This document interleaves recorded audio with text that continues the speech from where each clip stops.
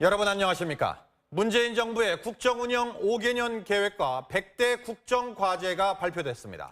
제1국정과제는 대선 1호 공약이었던 적폐청산이었고 문 대통령은 국민주권의 새로운 대한민국을 강조했습니다. 오늘 발표에선 검찰개혁과 부정부패 청산이 특히 강조됐습니다. 무상교육 확대와 일자리 창출 같은 사회 분야 개혁 의지도 나타냈습니다. 김태윤 기자입니다. 적폐청산을 최우선 과제 중 하나로 꼽은 문재인 대통령은 부정부패에 대한 철저한 조사와 재발 방지를 강조했습니다. 그러면서 이를 수사할 검찰에 대한 개혁 의지도 피력했습니다. 우선 고위공직자 비리수사처, 즉 공수처를 관련 법령을 제정한 뒤 올해 안에 도입할 방침이라고 밝혔습니다. 또 검경 수사권 조정안도 하반기에 도출해 내년부터는 시행에 들어갈 계획입니다. 이와 함께 법무부를 탈검찰화해 검찰과 정치 권력 간 밀월 관계를 끊겠다고 강조했습니다. 이 밖에 다양한 사회 분야에서의 개혁 의지도 나타냈습니다. 보육과 교육, 환경, 안전 분야에서 국가의 책임을 더 높여가고 있습니다. 국가의 모든 역량을 일자리 창출로 집중하고 있습니다. 교육 분야에서는 유아에서 대학까지 공공성 강화에 초점을 맞춰 내년부터는 어린이집 누리과정 전액을 국고에서 지원하고 2020년부터는 고교 무상교육도 단계적으로 실시하기로 했습니다. 노동정책의 핵심으로 공공부문 일자리 81만 개를 만드는 방안 등을 제시하는 한편 공공기관의 청년 고용 의무 비율도 현행 3%에서 5%로 늘리기로 했습니다. 복지 분야에서는 노후 생활을 보장하기 위해 기초연금액을 오는 21년까지 30만 원으로 올리고 치매국가 책임제를 추진해 치매 안심센터도 확충하겠다고 밝혔습니다. MBC 뉴스 김태윤입니다. 정부는 오늘 탈원전 방침도 재확인했는데요. 아직 미미한 수준인 신재생 에너지 발전 비중을 2030년까지 20%로 끌어올리기로 했습니다. 산업용 전기료는 내년부터 단계적으로 인상됩니다. 조현용 기자입니다. 정부는 건설이 일시 중단된 신고리 5, 6호기와는 별도로 건설 준비 단계였던 신한울 3, 4호기 등 신규 원전 6기의 건설을 백지화했습니다. 대신 현재 6% 수준인 태양광, 풍력 등 신재생 에너지의 발전 비중을 2030년까지 20%로 3배 이상 확대하기로 했습니다. 또 생산된 전력을 저장했다가 전력이 부족할 때 쓸 수 있는 에너지 저장 장치가 2020년까지 모든 공공기관에 설치됩니다. 현재 500메가와트 이상 발전 사업자들은 발전량의 3.5% 이상을 신재생 에너지로 생산해야 하는데 이 비율을 해마다 1%포인트씩 늘려 2030년에는 28%까지 늘리기로 했습니다. 태양광, 풍력에 대한 입지 규제도 완화하겠습니다. 재생에너지 발전 비중이 20%가 될 때까지 확대하겠습니다. 전력을 많이 쓰는 산업 구조를 개선하기 위해 내년부터 산업용 전기요금 인상을 단계적으로 추진하기로 했습니다. 국책연구기관인 에너지경제연구원은 탈원전 정책이 실현될 경우 발전 비용이 21%, 11조 6천억 원 늘어날 걸로 추산했습니다. 하지만 탈원전 반대 측은 전기요금 상승폭은 더 클 수밖에 없고 원전 산업 경쟁력이 약화된다며 강하게 반발하고 있습니다. MBC 뉴스 조현용입니다. 자, 그럼 오늘 있었던 100대 국정과제 발표 전체적으로 정리를 한번 해보겠습니다. 자, 정동욱 기자. 네. 자, 오늘 같은 국정과제 발표 처음이죠? 네, 인수위 없이 출범한 문재인 정부를 대신해 2달간 국정기획자문위원회가 국정운영 청사진을 만든 것이고요. 대통령까지 참석해 공개 프리젠테이션 형식으로 한 것은 처음입니다. 네. 자, 앞서 핵심적인 내용들 살펴봤는데 그 외에 주목할 만한 건 어떤 게 있습니까? 네, 전시작전 통제권 전환 문제는 발표 직전에 문 대통령의 지시로 수정이 됐습니다. 수정 전에는 추진 시기를 임기 내에서 조속히로 표현을 바꿨는데요. 지난 한미 정상회담 공동 성명에 있었던 조속히라는 표현을 따랐다는 설명입니다. 대신 임기 후로 넘어갈 수 있다는 여지는 남았다고 볼 수 있고요. 국방 분야에서 병사 복무 기간을 18개월로 줄이는 내용도 포함되는데 예전에 18개월 방위 복무를 떠올리면 격세지감을 느낄 수 있습니다. 네, 이 대선 공약과 달라진 부분도 있다면서요? 네, 주로 복지 분야인데요. 육아휴직 급여 상한액 공약에선 월 200만 원이었지만 국정과제에서는 월 150만 원으로 낮췄습니다. 통신비 인하 대책으로 공약했던 월 11,000원 이동통신 기본료 폐지, 국정과제에선 빠졌습니다. 공정위의 전속 고발권 문제는 전면 폐지에서 단계적 폐지로 완화됐습니다. 네. 그럼 국정과제 어떻게 추진되는 겁니까? 네, 100대 과제 가운데 91개는 입법이 필요합니다. 국회 통과가 필요한 법률이 465건인데 정부는 내년까지 관련법 개정안 등을 국회에 제출한다는 계획입니다. 하지만 공수처 신설이나 선거 연령 하향 등 여야 이견이 큰 사안들의 경우 입법 과정이 순탄치는 않을 겁니다. 네. 자, 재원 마련이 중요할 텐데 문제는 없습니까? 필요한 재원은 178조 원 규모입니다. 세입을 늘리고 세출을 절감해서 마련하겠다는 건데 세수 자체를 예측하기 어려운 데다 증세를 하면 조세 저항도 있을 수 있죠. 내일과 모레 국가재정전략회의를 곧바로 여는 이유도 여기에 있습니다. 네. 정동욱 기자 잘 들었습니다. 자유한국당 홍준표 대표는 끝내 불참하고 청주 수해 지역에서 자원봉사를 했습니다. 청와대 회동 이후 따로 만난 한국당과 국민의당, 바른정당 예결위 간사는 공공부문 개혁과 부처별 공무원 수요 계획 제출, 기존 공무원 재배치 계획 등을 새로운 협상 조건으로 제시했습니다. MBC 뉴스 조영익입니다.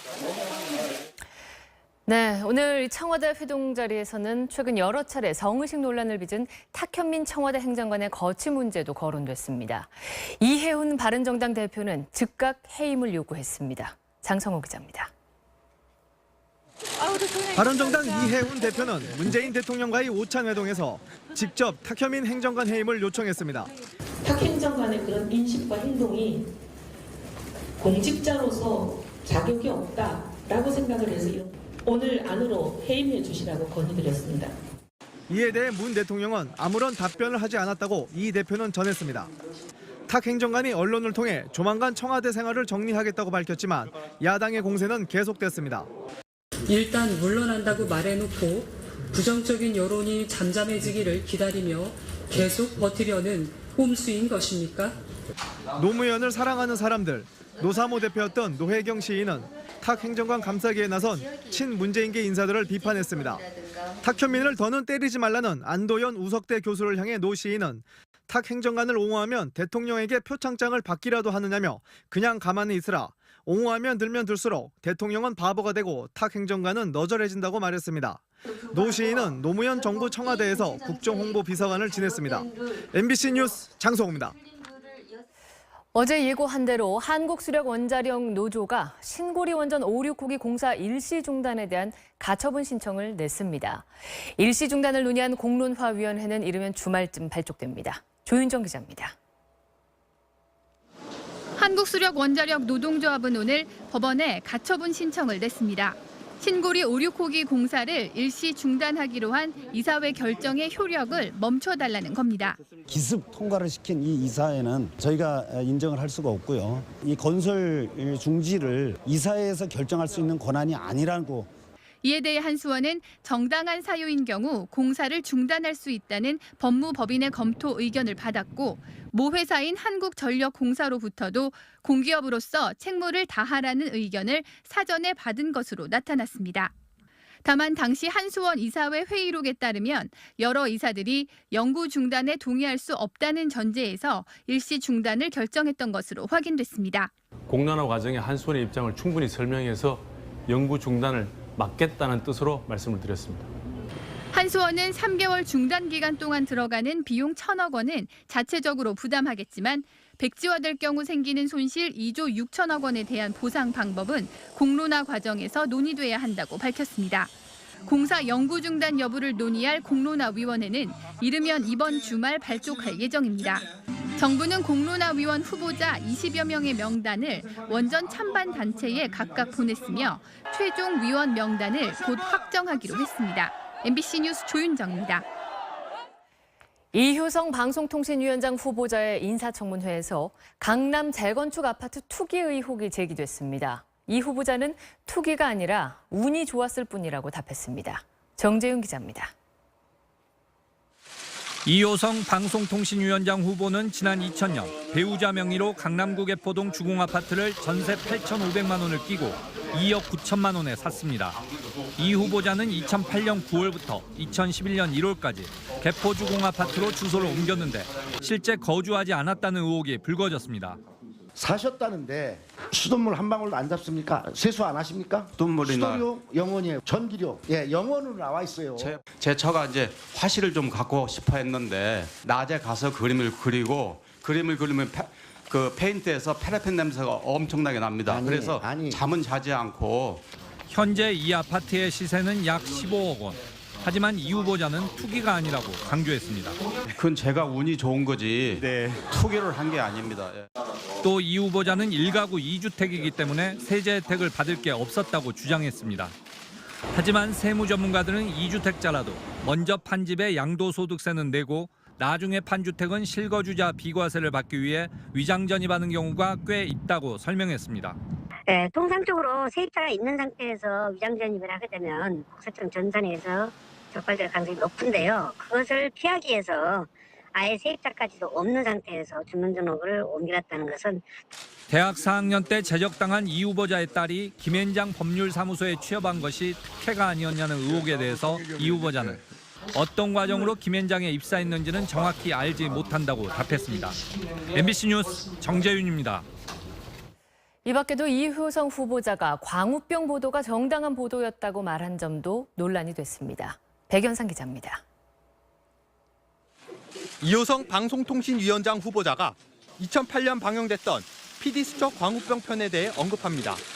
그 당시 광우병과 관련된 보도 내용이 허위로 드러났습니다. 그런데 그게 정상입니까 비정상입니까? 그 사실이 완전히 아니라고 할 수는 없을 것 같은데요. 저는 지금 그 보도가 정당했다고 생각합니다. 이 후보자가 사실일 수도 있다고 밝힌 당시 PD수첩입니다. 방송이 시작되자마자 전기 충격이나 물대포에도 일어나지 못하며 주저앉는 소가 1분 가까이 나옵니다. 이 소는 당시 광우병소로 국민들에게 인식됐지만 실제로는 광우병에 걸린 것이 아니라 일어나지 못하는 병에 걸린 소였습니다. 인간 광우병에 걸려 사망한 것처럼 PD수첩이 주장한 아레사 빈슨 씨의 어머니 인터뷰도 중요한 부분에서 자막이 조작됐습니다. 인터뷰 자막에는 인간 광우병에 걸려 사망했다고 나오지만 실제로 빈슨 씨의 어머니는 인간 광우병이 아닌 크로이츠펠트 야코프병에 걸렸다고 말했습니다. PD수첩은 빈슨 씨의 장례식장을 보여주면서 인간 광우병 사망 사실을 단언합니다. 어쩌면 먼 이국 땅의 우리에게도 충격이 될지 모른다. 그녀는 사망하기 전 인간 광우병 의심 진단을 받았다. 결과 또 한국인이 유독 인간 광우병에 약하다고까지 합니다. 즉 한국인이 광우병에 걸린 쇠고기를 섭취할 경우 인간 광우병이 발병할 확률이 약 94%가량 된다는 것입니다. PD수첩이 방영된 뒤 미국산 쇠고기는 광우병이라는 인식이 국민들에게 심어졌습니다. 언론들도 인간 광우병을 연달아 보도하며 공포감을 증폭시켰습니다.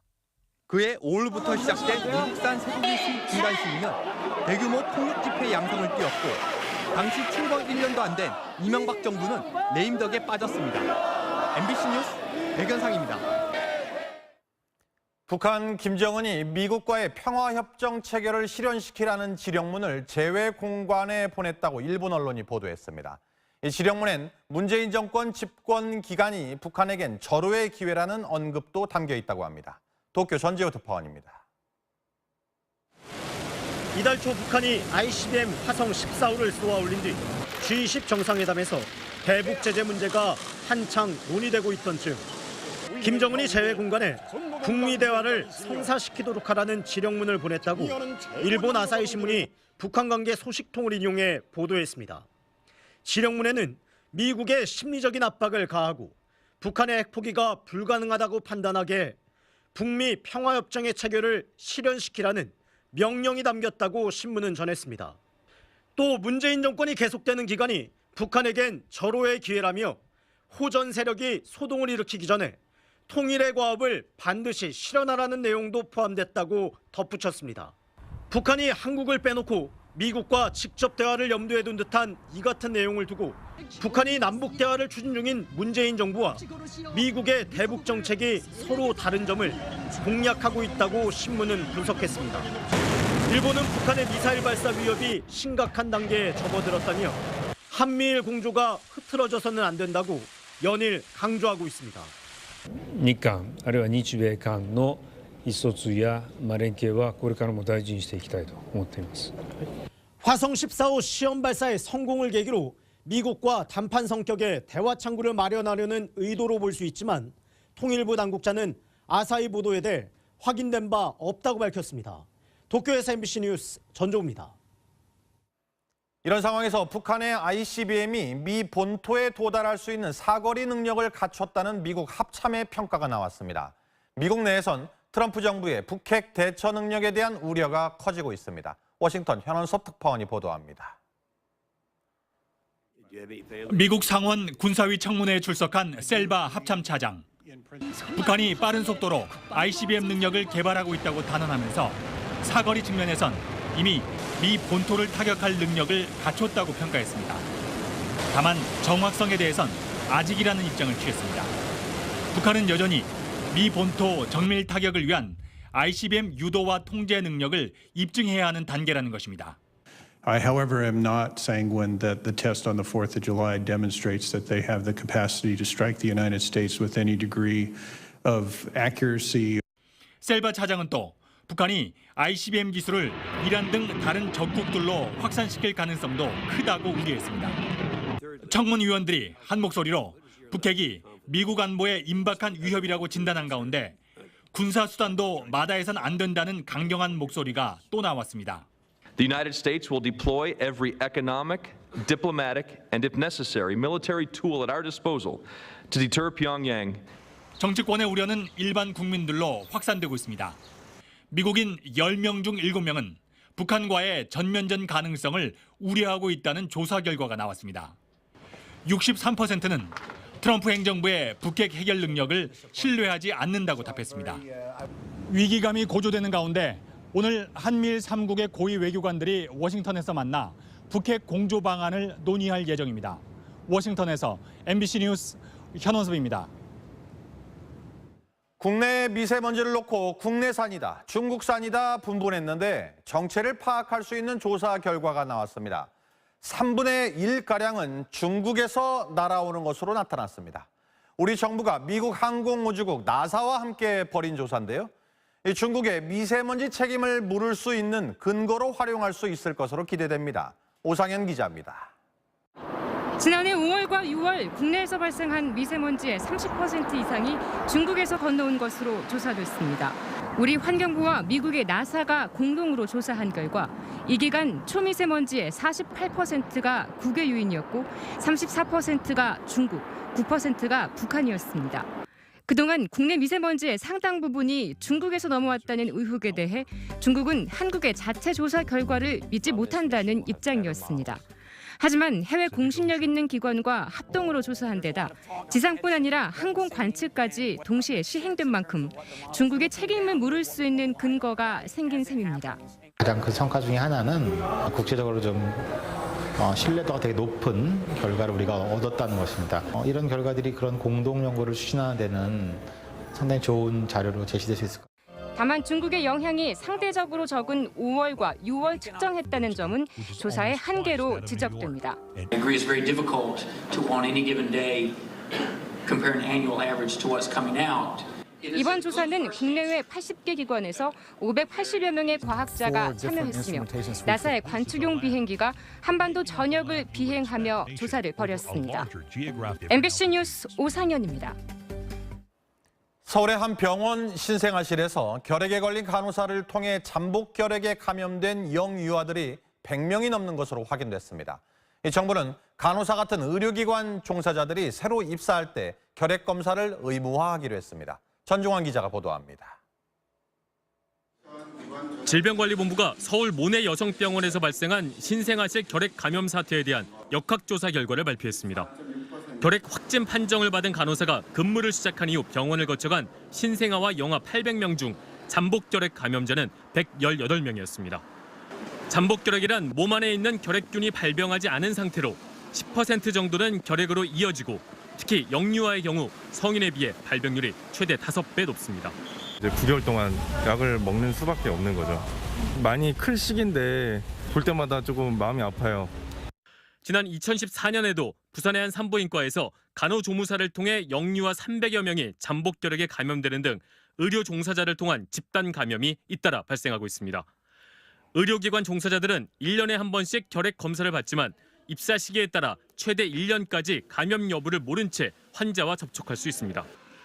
이번에 문제가 된 모내병원의 간호사도 지난해 11월 입사해 7개월 동안 결핵에 감염된지 모르고 근무했습니다. 정부는 신입 의료 종사자들이 입사 1개월 안에 결핵 검진을 받도록 시행 규칙을 개정하기로 했습니다. 정부는 또 이번에 감염된 영유아들에 대해 치료비를 지원하고 모내 여성병원에서 태어난 아기란 이유로 진료를 거부하는 병원이 있으면 고발 조치하기로 했습니다. MBC 뉴스 전종헌입니다.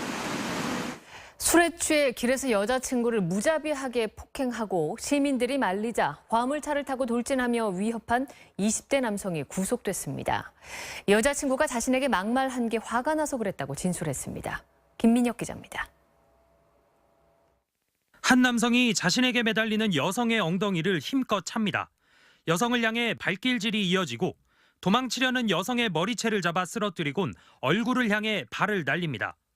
참다 못한 주변 사람들이 말려보지만 남성의 폭행은 멈출 줄 모릅니다. 입이 완전히 피투성이었고 말씀하시는데 피가 막 사방에 튈 정도였어요. 피해 여성이 황급히 골목 안으로 몸을 피하는 순간 이 남성은 트럭을 몰아 골목길로 돌진합니다. 트럭에 탄 남성은 이 철제 펜스를 그대로 뚫고 지나가 600m를 도주했습니다. 주변 사람들이 트럭을 멈추려 맨손으로 끌어보지만 소용없자 시민들이 오토바이를 타고 추격합니다.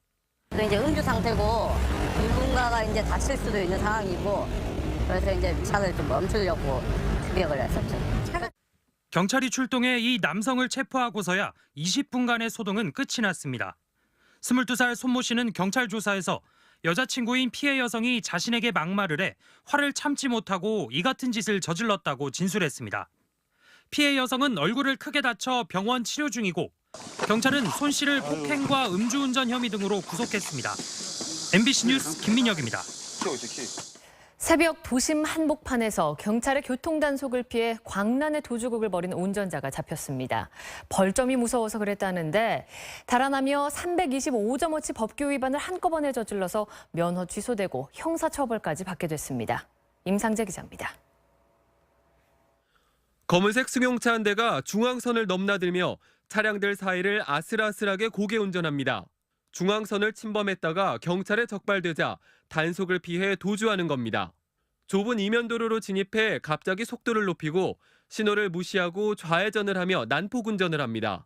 오른쪽 골목에서 갑자기 커다란 물체가 내 앞으로 확 들어오는데 놀란 정도가 아닙니다. 손님은 짐짝처럼 안에서 뒹굴게 되고. 앞뒤로 막아선 순찰차를 후진해서 일부러 들이받기도 합니다. 강남 한복판에서 펼쳐진 쫓고 쫓기는 추격전은 이곳 교차로에서 뒤따르던 순찰차가 도주 차량의 퇴로를 막으면서 끝이 났습니다. 운전자 41살 김모 씨는 5.8km를 휘젓고 다닌 끝에 8분 만에 붙잡혔습니다.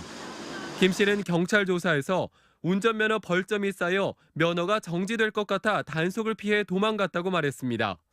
하지만 김 씨는 도주 과정에서 중앙선 침범과 신호 위반, 과속 등 위반 사항 16건으로 벌점 325점을 부과받아 면허가 취소될 예정입니다. 난폭 운전이 형사처벌되면서부터 지금 단속을 강화하고 있는데 굉장히 짧은 시간에 이렇게 큰 벌점을 먹는 것은 이례적인 일입니다. 경찰은 김 씨가 불법 자가용 택시 영업인 이른바 콜뛰기를 하다가 도주한 것으로 보고 김 씨를 난폭 운전 혐의로 불구속 입건했습니다. MBC 뉴스 임상재입니다.